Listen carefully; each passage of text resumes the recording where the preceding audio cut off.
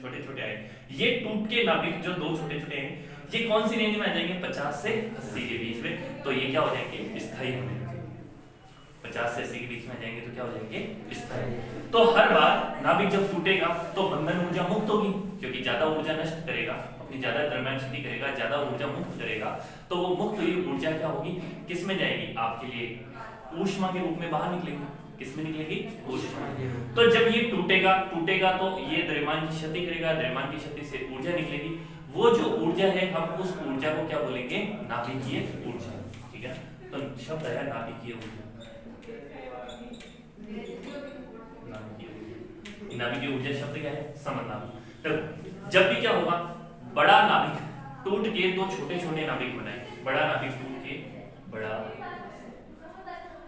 नाभिक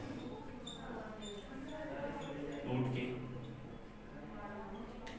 छोटे स्थायी,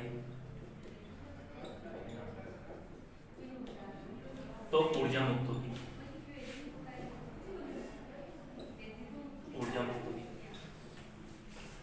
बड़ा नाभिक टूट कर क्या बनाएगा, छोटे स्थायी नाभिक, तो क्या होगी, ऊर्जा मुक्त होगी। ये वाली ऊर्जा है, इसे ही क्या बोलेंगे, नाभिकीय ऊर्जा। ठीक है, तो बड़े नाभिक टूट के क्या बनाते हैं, छोटे नाभिक, तो जो उस समय पे जो आपकी ऊर्जा मुक्त हुई इसे बोल देंगे नाभिकीय घूर्णन वाली ऊर्जा। कौन सी ऊर्जा हो जाएगी, नाभिकीय।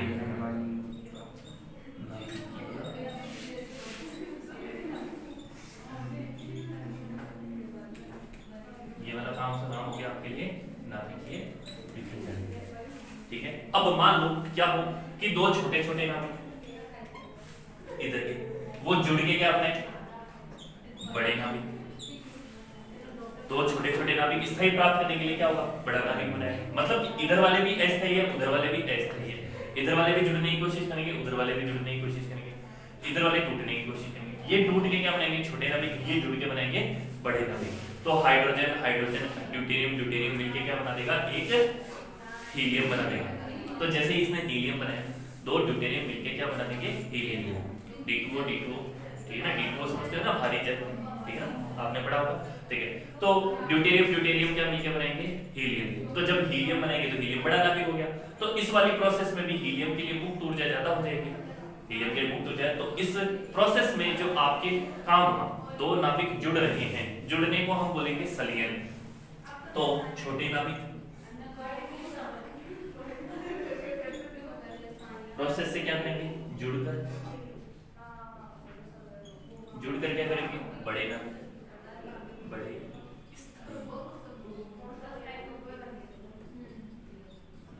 जब ये बड़े स्थायी नाभिक बनाएंगे, ऐसे वाले केस में क्या होगी, ऊर्जा मुक्त होगी।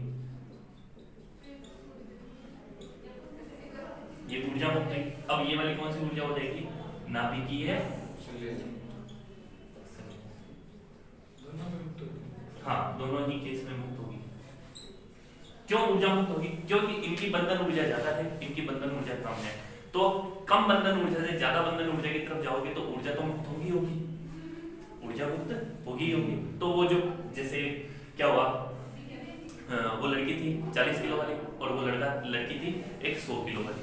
तो 100 किलो वाली ने 4 किलो की अपना द्रव्यमान काटा, तो उसे और कितना काटना बाकी रहेगा था, 6 किलो। तो वो और 6 किलो काटेगी तो उसे स्थायित्व प्राप्त हो जाएगा। बात समझ में? इसी तरह से ये द्रव्यमान क्षति तो इन्होंने भी करी है, लेकिन क्या करिए, कम करिए। ज्यादा द्रव्यमान क्षति करेंगे और बड़ा नाभिक बनेंगे तो बड़े नाभिक के लिए ज्यादा द्रव्यमान शक्ति होगी, ज्यादा द्रव्यमान शक्ति होगी तो नाभिकीय ऊर्जा ज्यादा मुक्त होगी।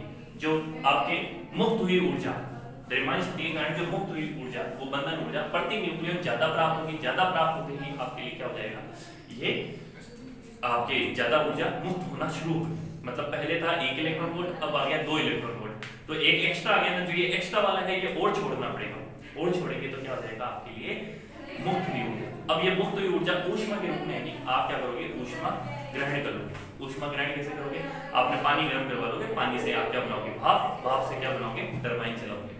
ठीक है, ये वाला काम। तो नाभिकीय ऊर्जा समझ में आया, बंधन ऊर्जा प्रति न्यूक्लियन समझ में आया। ओके, छापो।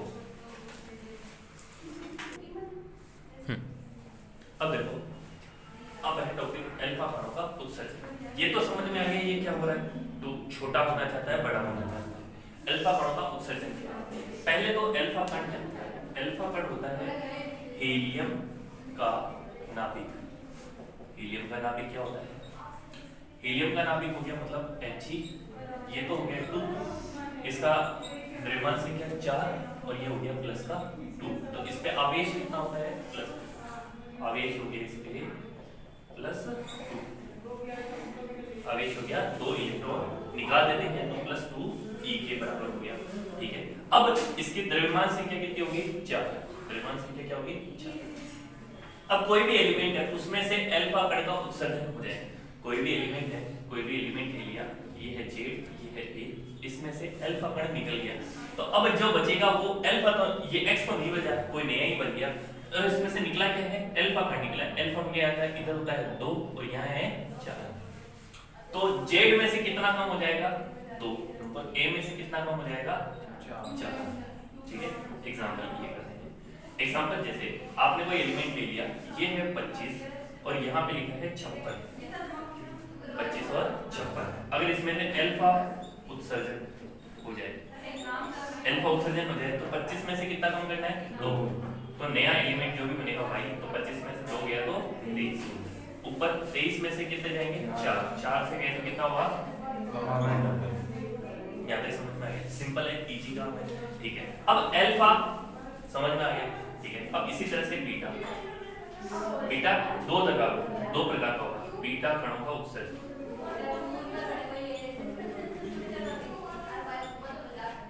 बीटा कणों का उत्सर्जन।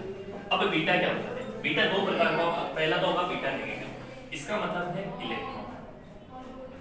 इसका मतलब ही क्या है? इलेक्ट्रॉन। क्या होता है इलेक्ट्रॉन? ये तो होता है, यहाँ पर तो होता है 0 और यहाँ पे नेगेटिव, 0 नेगेटिव। ठीक है, अच्छा अब यहाँ पर आपको क्या लगाना है? जब बीटा उत्सर्जन होगा तो यहाँ -1 लगाना है और यहाँ होता है 0। ठीक है, इसका कोई खास काम नहीं है, पर आप ये समझ लो क्या होता है। बीटा क्या है? इलेक्ट्रॉन। अब होता क्या है कि जब एक प्रोटॉन बनाना होता है तो एक प्रोटॉन को साथ में क्या बना दो? इलेक्ट्रॉन। प्रोटॉन और इलेक्ट्रॉन को जोड़ोगे तो क्या बनेगा? न्यूट्रॉन।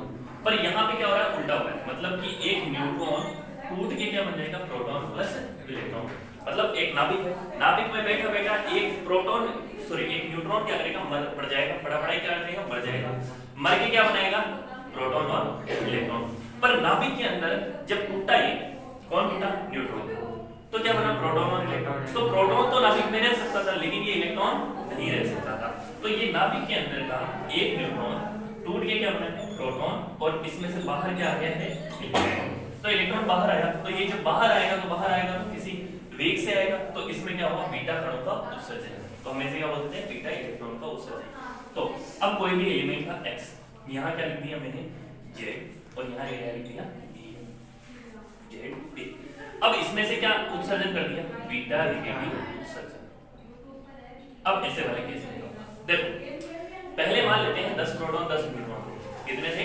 10 प्रोटॉन और 10 न्यूट्रॉन। जब 10 प्रोटॉन और 10 न्यूट्रॉन थे, उस केस में एक न्यूट्रॉन मरेगा और क्या बनाएगा? प्रोटॉन और इलेक्ट्रॉन। तो एक न्यूट्रॉन का न्यूट्रॉन कितने बचे? 9। अब वो बना क्या है? प्रोटॉन और इलेक्ट्रॉन। तो इलेक्ट्रॉन तो बाहर आ जाएगा, लेकिन प्रोटॉन तो अंदर ही रहेगा। प्रोटॉन पहले थे 10, अब कितने हो गए? 11। तो पहले न्यूट्रॉन थे 10, अब कितने हैं? 9। और प्रोटॉन कितने थे? 10, और अब कितने हुए? 11। मतलब एक इधर शिफ्ट हो गया। तो पहले 10 थे, तो अब कितना हो गया? 9 और 11। तो इसमें क्या हुआ? Z का मान, Z क्या होता है? प्रोटॉनों की संख्या। Z प्रोटॉनों की संख्या है, तो Z क्या हुआ? 1 से कम हो गया।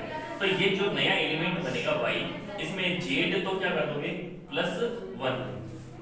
Z क्या हो जाएगा? +1। गलती हो गया, कम हो जाएगा। Z क्या हो जाएगा? +1। मतलब प्रोटॉन की संख्या तो बढ़ जाएगी, लेकिन कुल न्यूक्लियनों की संख्या तो अभी भी स्थिर है।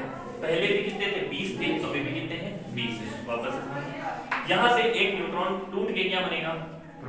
प्रोटॉन और इलेक्ट्रॉन। इलेक्ट्रॉन तो बाहर आ जाएगा, उसे हम बोलेंगे बीटा कण। तो बीटा कणों के ऊपर आवेश कैसा है? धनात्मक। तो इस पे आवेश कैसा है? आवेश कैसा है? ऋणात्मक, नेगेटिव। इसमें कैसा है? धनात्मक। और नेगेटिव भी कितना? माइनस का E। ये इलेक्ट्रॉन ही है हकीकत में, और ये क्या है? प्रोटॉन है। दो प्रोटॉनों का संयोजन है। अच्छा, अब जब ये टूटता है तो किसी चीज को तोड़ने के लिए कोई तो आया होगा, तो यहाँ पे आता है एंटी न्यूट्रिनो। टूटा कौन है? न्यूट्रॉन। तो इस जगह एक चीज आएगी, उसे क्या बोलेंगे? Anti neutrino. तो इसके साथ में एक न्यूट्रिनो लिखेगा, इसको ऐसे बी दिखाएंगे, ऊपर बार लगाएंगे। इसका नाम क्या है? Anti neutrino. ठीक है ना, इसे हिंदी में भी ऐसे एंटी न्यूट्रिनो। यहाँ तक समझ में आ गई आपको बात? बात कंफ्यूजन नहीं है ना?